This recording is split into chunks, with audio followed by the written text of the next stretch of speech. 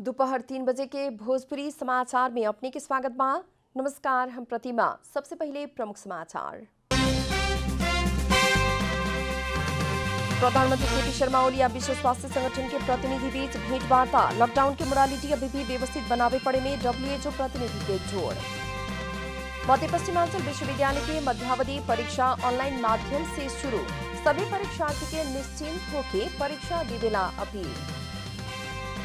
नेपाली बाजार में भारतीय केरा के व्यापार से नेपाली केरा किसान सब चिंतित।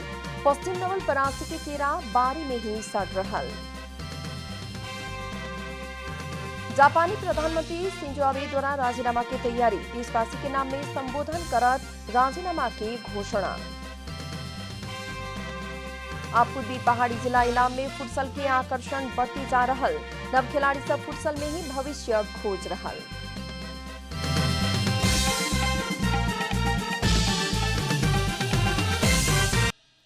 आप पूरा समाचार। प्रधानमंत्री केपी शर्मा ओली संगे विश्व स्वास्थ्य संगठन WHO के नेपाल प्रतिनिधि जोश भ्यान्डेलर भेंटवार्ता कैले बानी। प्रधानमंत्री केपी शर्मा ओली संगे बालुवाटार में भयल भेंट में विश्व स्वास्थ्य संगठन WHO के नेपाल प्रतिनिधि जोश भ्यान्डेलर नेपाल में कोरोना से भयानक अवस्था आ सके वाला कारण ध्यान देवेला सरकार के ध्यानाकर्षण करौले बानी है।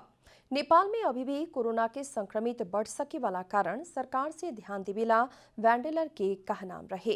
भेंट में कोविड-19 के विषय में नेपाल से हो रहल प्रयास के प्रशंसा करत हाल नेपाल के शुरुआती अवस्था भइल आ औरी बढ़ सके वाला कारण नेपाल में आइसोलेशन संग ही चेतना भी बढ़ावे पड़े के सुझाव देहल प्रधानमंत्री के प्रेस सलाहकार सूर्य थापा जानकारी देहनी।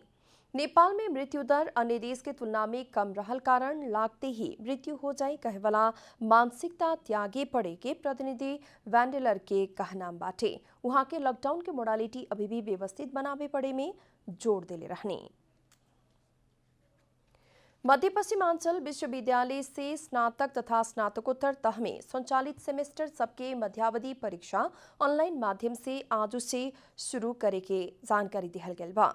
विश्वविद्यालय द्वारा आज से दोनों तह अंतर्गत विभिन्न सेमेस्टर में अध्ययनरत परीक्षार्थी के मध्यावधि परीक्षा ऑनलाइन से लेवे के जनावल गयल है। कोविड-19 के कारण वर्चुअल कक्षा संचालन भइल आ उही अनुरूप ऑनलाइन से परीक्षा लेवे के शुरू कैल गेल विश्वविद्यालय जानकारी देले बा। मध्य पश्चिम विश्वविद्यालय द्वारा डिजिटल, वर्चुअल तथा वैकल्पिक सेक्शन संचालन नीति दिशा निर्देश 2020 तैयार करके परीक्षार्थी के परीक्षा देवेला सहज भइल जनावल गेल बा। सभी परीक्षार्थी के निश्चिंत होके परीक्षा देवे खातिर अपील करत परीक्षार्थी सबसे तय भइल समय में उत्तर उपलब्ध करावे पड़े के जनावल गेल बा। परीक्षा आज सवेरे 8 बजे शुरू भइल रहे। ऑनलाइन प्रणाली से परीक्षा करे के बारे में बीतल साउन 19 गते के निर्णय भइल रहे। काठमाडौँ उपत्यका में निषेधाज्ञा में ऑनलाइन सामान डिलीवरी करे वाला 65 जने पकड़ाइल बाटे लोग।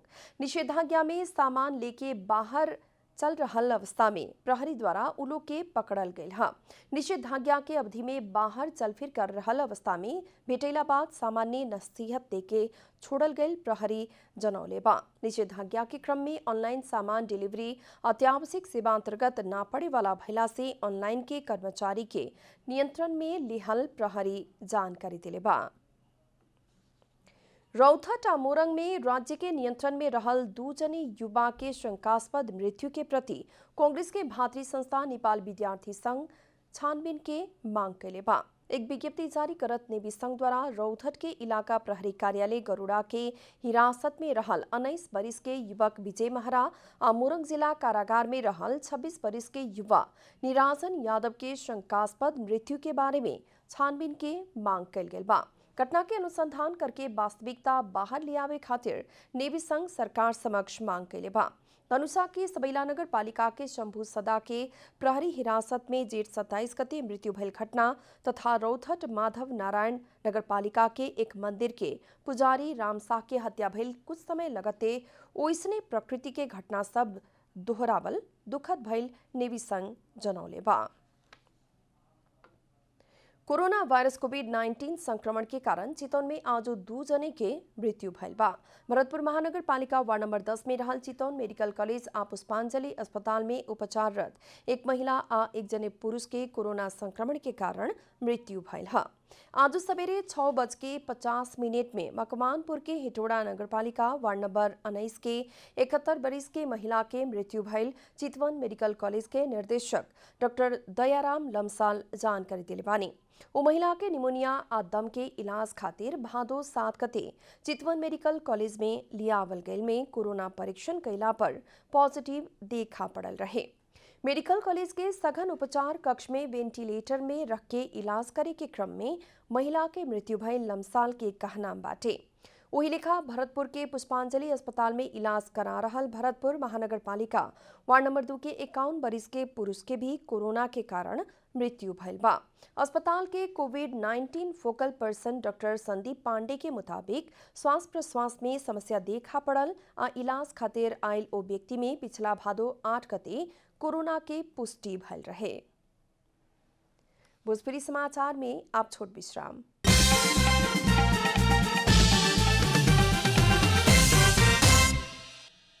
भोजपुरी समाचार में अब बाकी समाचार। निषेधाज्ञा के समय में दैनिक गुजारा चलावेला समस्या में पड़ल कंचनपुर के विपन्न समुदाय के महिला पौष्टिक आहार मिलला बाद खुशी भइल बाड़ी लोग।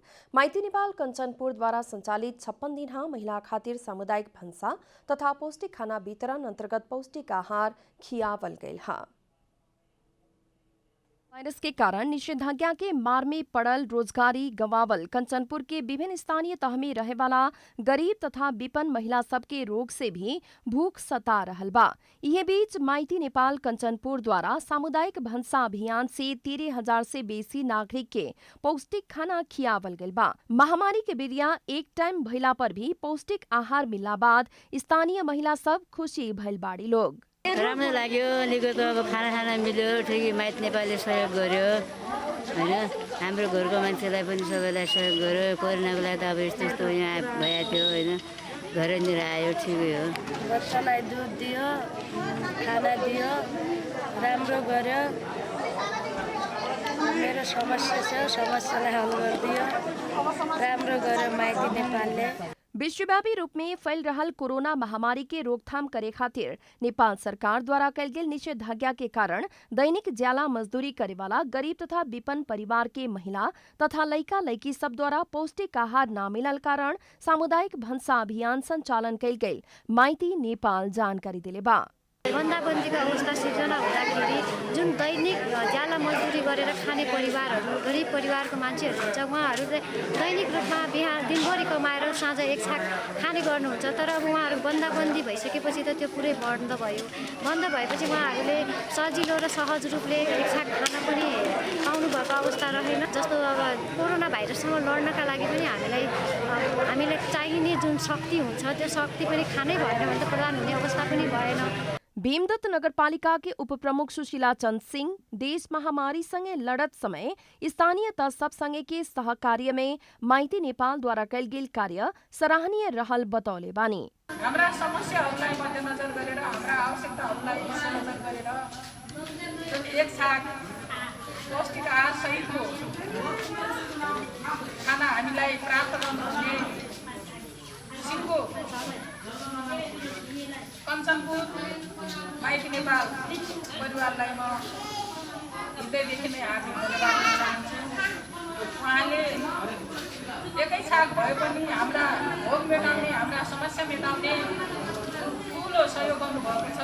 2077 असार 16 गते से माइती नेपाल कंचनपुर द्वारा संचालन कल गेल 56 दिन के सामुदायिक भंसा अभियान अंतर्गत 14,000 जने के एक टाइम के पौष्टिक आहार खियावल गेल रहे। कंचनपुर से धर्मराज कठायत की रिपोर्ट। बांके के कोहलपुर में कुछ युवा सब मिलके करोड़ों के लगानी में उद्योग संचालन कैले बाटे लोग। निषेधाज्ञा के समय में कंप्यूटर इंजीनियर सतीश कीसी और लैब टेक्नीशियन सुरेश बुढ़ा थोकी यूनाइटेड एग्रो इंजीनियरिंग नामक उद्योग संचालन में लिए बाटे लोग। बांके के कोहलपुर नगरपालिका वन नंबर 8 के सतीश केसी पेशा से कंप्यूटर इंजीनियर बाड़न। भारत के औद्योगिक शहर बेंगलोर से कंप्यूटर इंजीनियर के पढ़ाई पूरा कैल केसी के स्वदेश लौट के कुछ नया व्यवसाय करे के सोच आयल। वहाँ के लैब टेक्नीशियन पढ़ल कोहलपुर के ही सुरेश पुड़ाथोकी के साथ देले बानी। दोनों जने मिल के यूनाइटेड एग्रो इंजीनियरिंग नामक उद्योग संचालन में ल्याउने बाड़न। जुन हाम्रो प्रधानमन्त्रीले भन्नुभएको छ समृद्ध नेपाल सुखी नेपाली भन्ने नारा छ, उहाँको त्यही नारामा एकदम उत्साहित भएर चाहिँ देशलाई पनि केही टेवा पुग्ने तरिकाले देशमा रोजगार चाहिँ एकदमै न्यून छ। मान्छे लगभग 70% रेमिटेन्स धान्यको देश छ। त्यसलाई चाहिँ हामीले चाहिँ चिर्ने तरिकाले यही पनि रोजगार दिउँ भन्ने हाम्रो आशयले चाहिँ हामी यो उद्योग सुरु गरेका छौँ। संभवतः नेपाल में ही पहिल का अस्पताल के फर्नीचर निर्माण करे वाला कंपनी के रूप में स्थापना भइल बा यूनाइटेड एग्रो इंजीनियरिंग उद्योग से अस्पताल में चाहे वाला नॉर्मल बेड, डिलीवरी बेड से लेके आईसीयू में प्रयोग करे मिले वाला बेड सब लगायत अन्य सामग्री निर्माण होखेला। आईसीयू बेडहरूदेखि लिएर हस्पिटलको सबै सामानहरू जस फर्निचर आइटमहरू सबै तयार गरिरहेको छौँ। केही पनि छ, अब तपाईँहरू हेर्न पनि सक्नुहुन्छ। र अरू कुराहरू वाटर ट्रिटमेन्ट, मानौँ यो पानीको बोतलहरू छ, यो पानीको मिली वाटरको टोटल सेटअपहरू हामी तयार गर्छौँ। वाइनरी टोटल प्लान्ट हामी गर्छौँ, यो पनि नेपालमा पहिलो हो। र ठुला ठुला डिस्टिलरी 1000 लिटर 10,000 लिटरका ट्याङ्कीहरू पनि हामी त्यो गर्छौँ हैन, हामी आफै उत्पादन गर्छौँ। अस्पताल के बेड निर्माण में लागे वाला कच्चा पदार्थ भारत और चीन से आयात होखेला। निषेधाज्ञा के कारण नेपाल के बहुते उद्योग सब बंद होखे के अवस्था में पुगला पर भी अपने सबके अवसर भइल युवा सबके कहनाम बाटे। कोभिड-19 ले गर्दा हामीले हौसला बढ्यो, काम गर्ने ऊर्जा आयो छ यसमा हैन। ऊर्जा आइसकेपछि हामीले ल यसलाई अब यो हस्पिटलको सामानहरू मात्रै नबनाएर अरू जस्तै डिस्टिलरी, हाम्रो डिस्टिलरीको ट्याङ्कहरूदेखि लिएर वाइनरी सेटअपहरू, त्यसपछि जिमको इक्विपमेन्टहरू, ई भेकल्सहरू, त्यसपछि हाम्रो डेरी प्रडक्टहरू यो भयो। अहिलेसम्म नेपालले इम्पोर्ट मात्रै गरिरहेको छ। अब हामी के गर्छौँ भने इम्पोर्ट त यो छँदैछ, एउटा बाटो छँदैछ, हामी इम्पोर्ट होइन अब एक्सपोर्ट पनि गरौँ भनेर। स्वदेश में ही कुछ करेम कह के आगे बढ़ल युवा सब खातिर सरकार द्वारा नया पैकेज लियावे पड़े के युवा सब के धारणा बा। बांके से रविंद्र सिंह ठकुरी के रिपोर्ट। अब आर्थिक समाचार।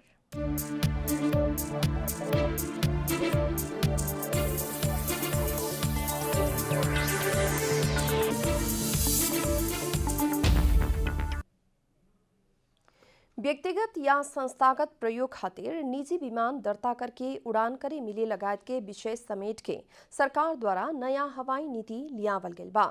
हवाई सुरक्षा संबंधी नया व्यवस्था, आयकर छूट से विभिन्न सुविधा सब नया नीति में उल्लेख बा। कौनो संस्था या व्यक्ति द्वारा निजी प्रयोग खातिर भी विमान दर्ता करके उड़ान करे मिले किस्म से सरकार द्वारा नया हवाई नीति 2077 प्रस्ताव कल गेल बा। संस्कृति, पर्यटन तथा नागरिक उड्डयन मंत्रालय द्वारा सुझाव खातिर सार्वजनिक कल गेल हवाई नीति 2077 के मसौदा में व्यापारिक उड़ान करे ना मिले किस्म से कौनो संस्था या व्यक्ति से व्यक्तिगत प्रयोग खातिर अनुमति प्रदान कर सके के उल्लेख कल गेल बा। अभी तक नेपाल में निजी प्रयोग खातिर विमान दर्ता करके उड़ान संचालन करे के अनुमति देवे के व्यवस्था न रहे।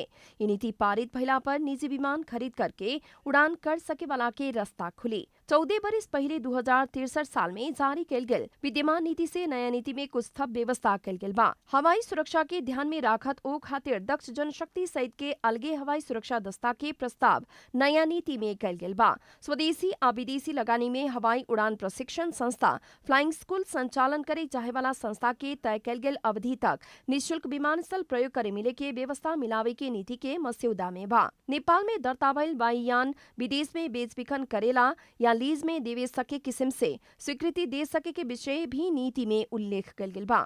नीति से अस्वस्थ प्रतिस्पर्धा के कारण वायु सेवा संस्था के पलायन होके ना देवेला मर्जर आ एग्जीबिशन के भी प्रोत्साहन कल गेल बा। अंतर्राष्ट्रीय तथा आंतरिक वायु सेवा संस्था द्वारा संचालन प्रमाण पत्र मिलल नीति से 1 बरस भीतर में कमती में 3 गो विमान लिया के संचालन करे पड़े के सीमा मसौदा में तय कल गेल बा। अंतर्राष्ट्रीय उड़ान इजाजत प्राप्त करे खातिर कमती में 50 करोड़ आ आंतरिक तरफ के इजाजत खातिर कमती में 25 करोड़ रुपया चुक्ता पूंजी निर्धारण कल गेल बा। हेलीकॉप्टर खातिर चुक्ता पूंजी 10 करोड़ रुपया तय कल कैल गेल बा। मस्यौदा से पहिलका बार निजी क्षेत्र के लगानी में आंतरिक विमानस्थल, हेलीपोर्ट आ हेलीपैड निर्माण तथा संचालन के व्यवस्था भी कैल गेल बा। ओहि लेखा काठमांडू केंद्रित उड़ान के पहिलका बार अंतर प्रदेश संजाल के रूप में विकास करके ओके प्रोत्साहन करे के नीति लिहल गेल बा। नागरिक उड्डयन क्षेत्र के दक्ष जनशक्ति के पलायन होके ना देवेला सभी हवाई व्यवसायी के लगानी में नेशनल एविएशन एकेडमी के स्थापना करे के व्यवस्था भी मस्यौदा में बा। रोजगार मूलक नागरिक उड्डयन क्षेत्र में 2 अरब रुपया लगानी करे वाला व्यक्ति या संस्था या फ्लाइंग स्कूल संचालन में लियावे वाला के पहिलका 5 बरस तक आयकर में छूट देवे के व्यवस्था भी मस्यौदा में बा। कोनो भी वायु सेवा संस्था द्वारा नए वायुयान थप करके 2 आर्थिक बरस तक 2 से बेसी वायुयान थप कैला पर 3 बरस तक आयकर 50% छूट देवे के व्यवस्था कैल गेल बा। हरिचरण यूपानी की रिपोर्ट। नेपाली बाजार में आयात होखे वाला भारतीय केरा के व्यापार से नेपाल के केरा किसान सब चिंतित बनल बाटे लोग। पश्चिम नवलपरासी के किसान सबसे लगावल गईल केरा बारी में ही सड़ रहल कारण समस्या भइल हा। नेपाल में उत्पादन भइल केरा के बाजार ना मिलला बाद किसान सब चिंतित भइल बाड़न सन। पश्चिम नवलपरासी के किसान सब से लगावल केरा बारी में ही रहला बाद समस्या भइल बा। भारत से आयात होके वाला केरा के बाजार मिले के लेकिन स्वदेशी उत्पादन के बाजार ना मिलला बाद किसान सब के हर साल समस्या सहे के पड़ रहल बा। भारत से आयातित केरा निर्बाध रूप में नेपाल प्रवेश कर रहल बा त नेपाली किसान सब से उत्पादन कइल गेल केरा सड़ती जा रहल बा। ऐजा इंडिया से केरा आवता तो कोरोना नहीं बा, नेपाल के केरा जाता तो समस्या आवता। समस्या अइले में आखिर में का परेशानी बाटे नेपाल के केरा में। ऐजा के केरा भी हमनी पद बढ़िया बनौले बानी सबे। समस्या का बा एमन किसान परेशान बने, हर एक चीज से लेकर मजूरा तक लेकर पैसा नहीं दिया पावता। 15 बीघा में केरा बाटे, सब भाड़ा के जमीन हुए, केरा पाक सब ऐसे चुबता खेते में। एकरा कोनो व्यवस्था हमें नहीं हो पाता। हमें व्यापारी लोग कहीं फोनो करते हैं तो नहीं, पुलिस रहिया हम रोकता। हम सुनले एक भैरामा को इंडिया को से केरा सब आवता, वहाँ पुलिस नहीं रोकता। हमें नेपाल केरा खातिर काहे पुलिस रोकी? को कारणले गर्दा धेरै समस्याहरू आएको छ। त्यही भएर हामी के चाहन्छौँ भने राज्यले हामीलाई यो हाम्रो उत्पादनलाई राज्यले व्यवस्थापन गरिदिन पर्यो। हामी लिजमा जग्गा लिएर लगाएको यो केरा हो, हामी त्यो के अरे अब जुन खेतालालाई हामी पैसा तिर्नुपर्ने हो त्यो हामी तिर्न सक्ने अवस्था पनि छैन। कोरोना वायरस के जोखिम के कारण सरकार द्वारा कल गेल निषेधाज्ञा से उत्पादित केरा बाजार में ले जावे के समस्या भइल बेरिया भारत से सस्ता केरा नेपाली बाजार में पेठौला बाद किसान सबके समस्या हो रहल बा। हामी यहाँ का किसानहरू गाडी लिएर हुन्छ कि त्यहाँ गएर क्वारेन्टाइन चेकपोस्टमा ताला हानेर हुन्छ कि र भारतीय केरामा आगो लगाएर त्यहाँको गाडीलाई क्षति गर्नुपर्ने स्थिति आउँछ कि भनेर पनि हामी त्यो तयारीमा छौँ। त्यसले गर्दा राज्यसँग अनुरोध गर्न चाहन्छु कि भारतीय केरालाई रोकेर नेपाली केरालाई व्यवस्थापन गरोस् र क्वारेन्टाइन चेकपोस्टको कर्मचारीलाई तुरन्त कारबाही गरोस् भनेर मैले माग समेत गर्न चाहन्छु। भारतीय केरा थोक में प्रति दर्जन 15 से 20 रुपया पड़ेला त नेपाली केरा प्रति दर्जन 35 रुपया बा। नवलपरासी में करीब 25 से बीघा क्षेत्रफल में केरा खेती कैल गेल बा। नवलपरासी से अनिल यादव के रिपोर्ट। भोजपुरी समाचार में फिर छोट विश्राम।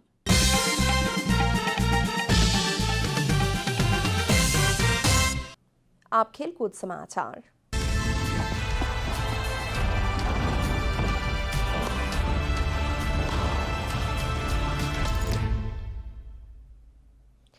भौगोलिक विकटता भइला पर भी पूर्वी पहाड़ इलाम में पिछला समय फुटसल के आकर्षण बढ़ते जा रहल बा। इलाम के मुख्य बाजार में फुटसल मैदान निर्माण भइला बाद अभी लड़का लड़की से लेके युवा पुस्ता के भी आकर्षण बढ़ते जा रहल बा। पूर्वी पहाड़ में फुटसल मैदान खुले लगला बाद फुटसल सीखे से लेके शारीरिक रूप में तंदुरुस्त रहे चाहे वाला के भीड़ भी लागे के शुरू हो गइल बा। खुला ठाव के अभाव के चलते शारीरिक व्यायाम करे से वंचित बनल लड़का लड़की से युवा पीढ़ी खातिर फुटसल खेल अभ्यास के उपयुक्त विकल्प बनल बा। विश्व फुटबॉल महासंघ फीफा द्वारा मान्यता दिहला बाद फुटसल के विभिन्न प्रतियोगिता होती आ रहल बा, जे कारण भी देश भर 300 से बेसी फुटसल खुलल बाटे। इ खेल हॉल भीतर खेलल जाए वाला भइला से एके इंडोर फुटबॉल भी कहल जाला।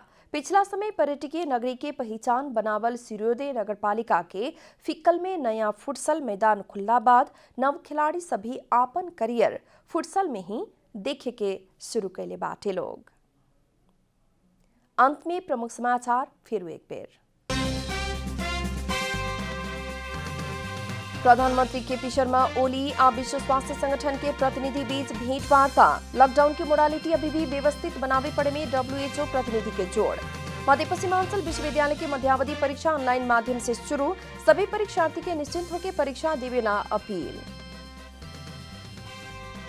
नेपाली बाजार में भारतीय केरा के व्यापार से नेपाली केरा किसान सब चिंतित। पश्चिम नवलपरासी के केरा बारी में ही सड़ रहल। जापानी प्रधानमंत्री शिंजो आबे द्वारा राजीनामा की तैयारी। देशवासी के नाम में संबोधन करत राजीनामा की घोषणा। आप पूर्वी पहाड़ी जिला इलाम में फुटसल के आकर्षण बढ़ रहल। नव खिलाड़ी सब फुटसल में ही भविष्य खोज रहल।